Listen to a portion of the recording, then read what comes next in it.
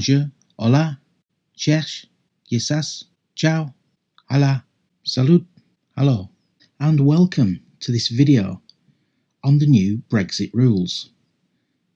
This is the first of two videos.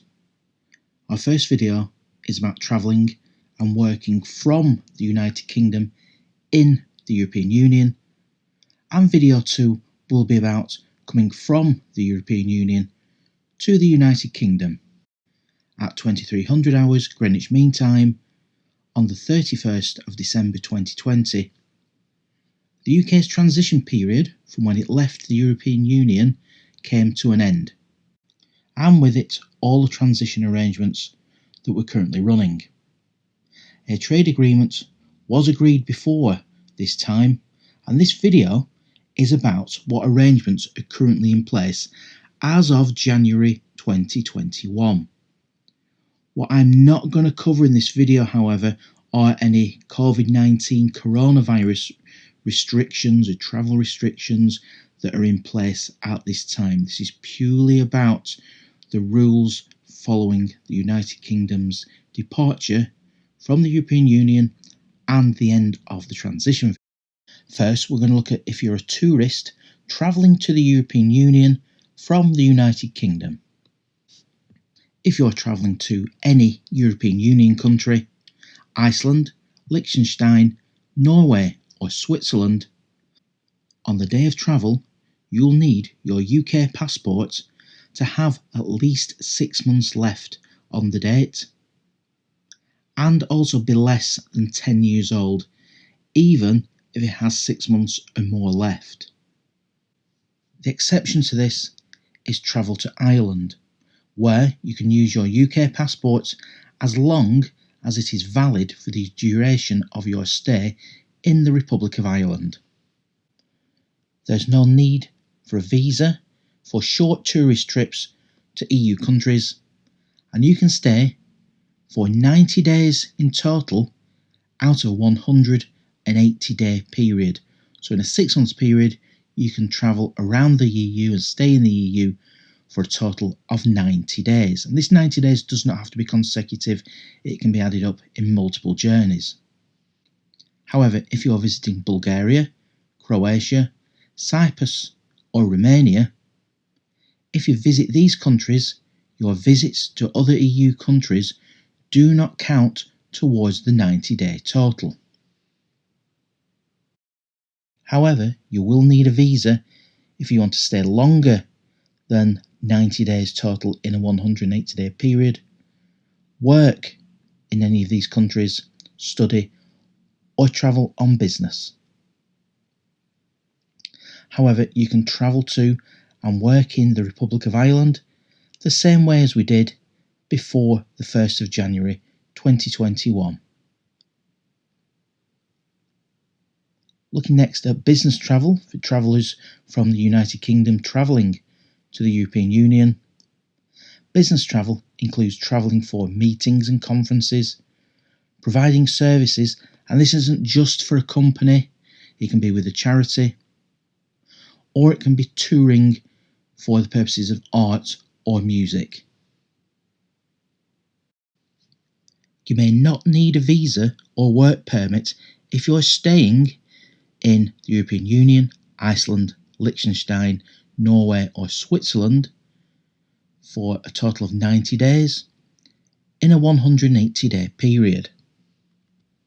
And you can travel to and work in the Republic of Ireland in the same way as before the 1st of January 2021.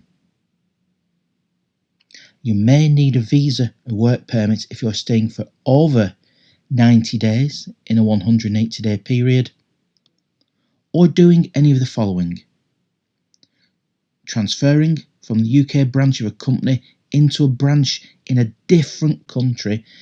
So this is intra-corporate transfer within the same company from the UK to the EU, and this is even if this is for a short period of time only. You may need a visa if you're carrying out contracts to provide a service to a client in another country in which your employer has no presence, or providing services in another country as a self-employed person. However, you need to check the entry requirements and rules for the particular country you're visiting in order to find out if you need a visa or work permit. We're going to use business travel to France as a case study. In France, if you're travelling from the UK, you can attend business meetings, cultural or sports events, or for short-term studies or training. You will not also need a work permit so long as you're not performing any work paid from France. So if you're paid from the UK, you will not need a work permit. If you're paid in the UK and travel to France for a meeting, you will not need a visa. I got this information from a French governmental website, and please check with the particular country or countries that you're visiting the visa and work permit arrangements, as they will differ. If you're taking a pet from the UK to the EU, when you're travelling to an EU country or Northern Ireland, pet rules apply to dogs, cats, and ferrets, if anybody has a ferret as a pet. When you're travelling to an EU country or Northern Ireland, your pet needs to be microchipped, have a valid rabies vaccination, have an animal health certificate unless you have a pet passport issued in an EU country or Northern Ireland, and you must have had tapeworm treatment for dogs if you are travelling directly to Finland, Ireland, Northern Ireland, Norway or Malta. And these requirements also apply to assistance dogs.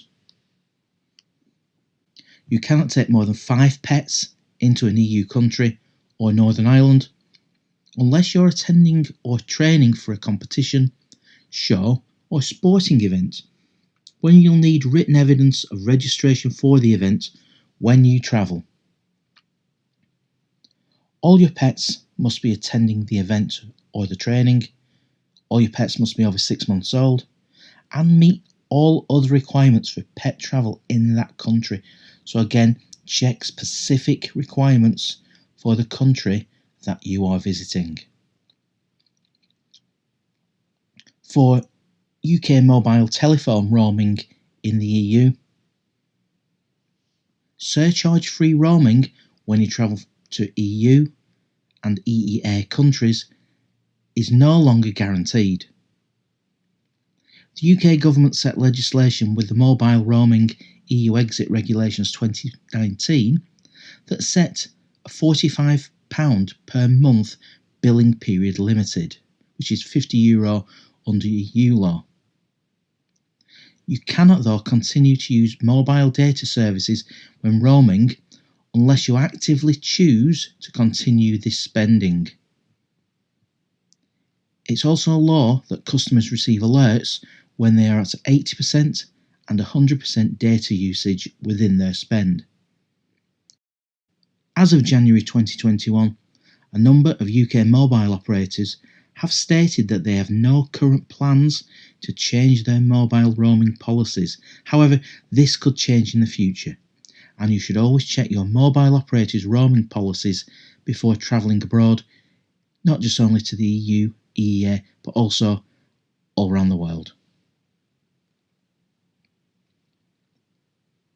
Healthcare provision for UK citizens in the EU means for tourist travel, when you travel to an EU country, you should have either a European health insurance card, a UK global health insurance card, or travel insurance that has healthcare cover.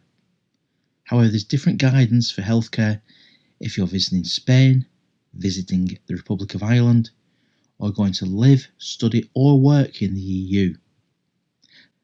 Now, the European Health Insurance Card and the UK Global Health Insurance Card are not replacements for travel insurance, and always make sure you have both before you travel.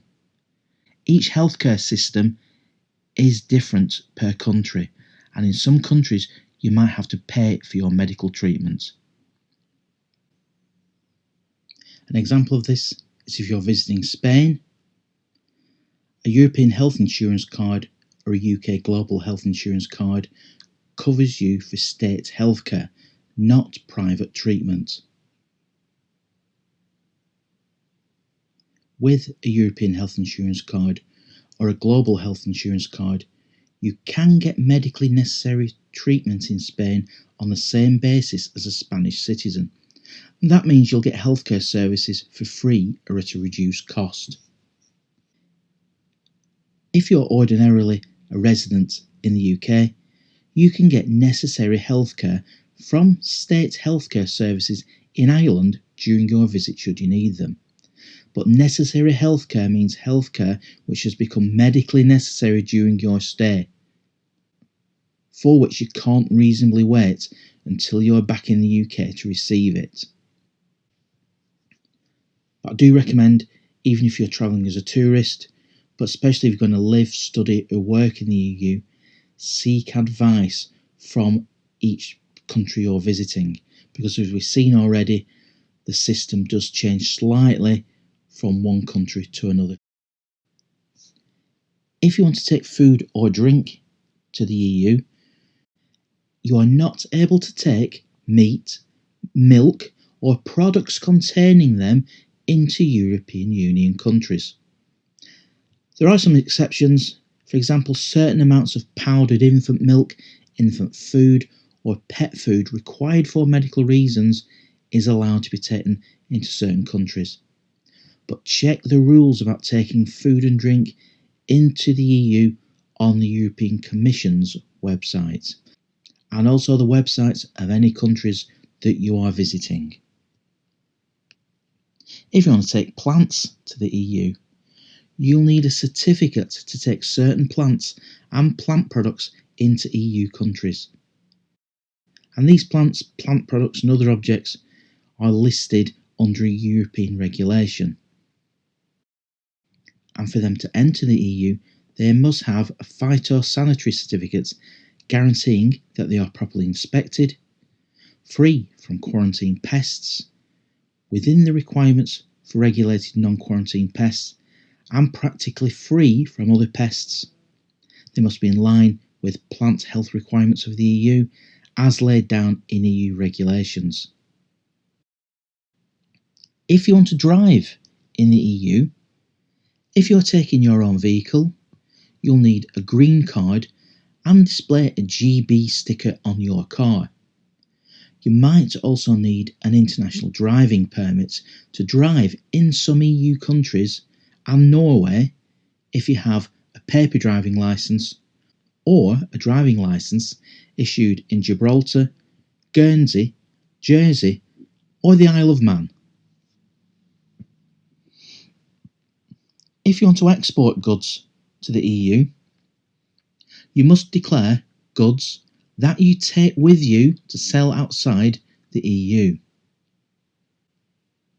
You must present your goods to the UK Border Force officer at the airport or port of departure at least 3 hours before you leave, and either present a copy of your declaration or make a customs declaration. You can actually pay somebody to deal with the customs for you, but if you're taking any restricted goods, you must also take the licence and relevant certification for that product with you. If you want to export goods from the UK to the EU, you must be aware that there are different rules for Great Britain, which is England, Wales and Scotland, to the rules in Northern Ireland. If you want to export goods from the UK, there's some quite detailed guidance that you must follow. But please understand there's different rules for Great Britain and Northern Ireland. Great Britain being England, Wales or Scotland. And there's also rules for moving goods between Great Britain and Northern Ireland, or Northern Ireland and the EU. So exporting is quite a complicated process. So check the rules for exporting goods, check the duties, rules and restrictions for the goods in your destination country, because the rules will change slightly from country to country. Certain products you'll need licenses to export, such as animal products, drugs, chemicals, waste, firearms. There's a long list of goods you'll need a license for before you can export it. Before you export to the EU, you'll need an economic operator's registration and inspection number. And if you want to export goods from England, Wales or Scotland, that number will begin with GB. And if you're exporting goods to or from Northern Ireland, you might need one that starts in XI, I for India. Then you'll need to decide who will make your export declarations and transport the goods. It might not necessarily be you, but you need to have it in place. And you must find the right commodity code to classify the goods that you're exporting. There's going to be some paperwork that goes with the goods, such as an invoice and other documentation, such as proof of origin if you're exporting to a country where your goods have a reduced or zero rate duty. And you might also be able to zero rate goods for VAT, and this means you can charge customers VAT at 0%. Next, you've got to get them through customs. So you can either get somebody to do this for you or do it yourself, but you've got to make a declaration for your exports and get the goods cleared by UK customs. If you're sending goods, including gifts, to a country outside of the UK, except when sending items from Northern Ireland to the EU, where no customs declarations are required for sending gifts or goods. You'll need to complete Customs Declaration Form CN22 or CN23 for gifts and goods sent abroad, and there's some quite detailed guidance for this on the Royal Mail website. So that was the basics of the arrangements for people in the UK to travel and trade with our friends and partners in the EU.